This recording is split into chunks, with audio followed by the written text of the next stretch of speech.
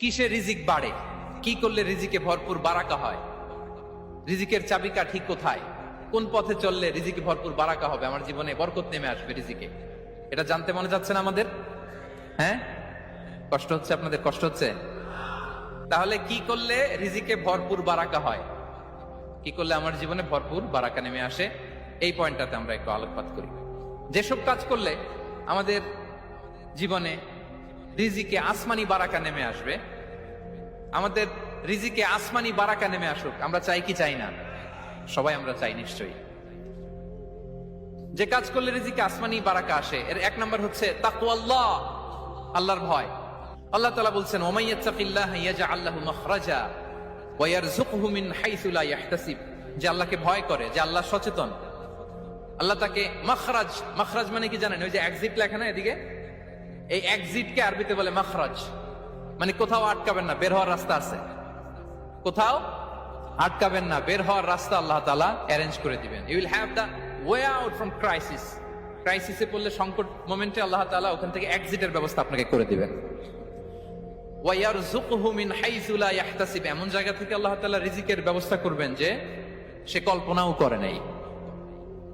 এরকম অনেক সময় হয় না যে আমি ভাবিও নাই যে এখান থেকে আমার রিজিকের বন্দোবস্ত হতে পারে, কোত্থেকে যে রিজিক চলে আসলো, এরকম জীবনে মাঝে মাঝে হয় কি হয় না? ব্যবস্থা করেন কে?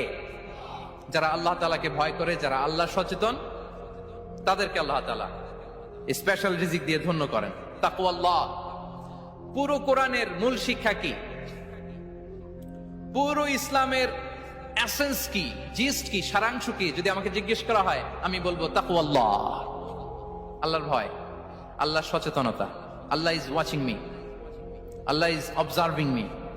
আল্লাহ তাআলা আমায় দেখছেন, আমি যাই করি না কেন, দরজা বন্ধ করে, জানালা বন্ধ করে, সব বন্ধ করেও যদি করি, পৃথিবীর সবার চোখ ফাঁকি দেয়া গেল, আল্লাহর চোখ ফাঁকি দেয়া যায়?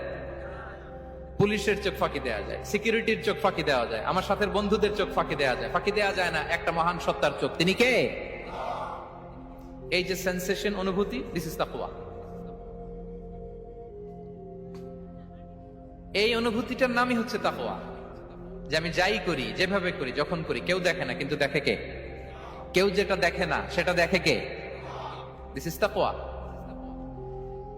এই তাকওয়ার চর্চা যার মধ্যে আছে, তার রিজিকে বারাকা নেমে আসবে। আমরা যেন তাকওয়ার চর্চা করি, আমাদের ছেলে মেয়েদের জন্য এটা শেখাই যে কেউ দেখে না বাবা, কিন্তু আল্লাহ দেখে।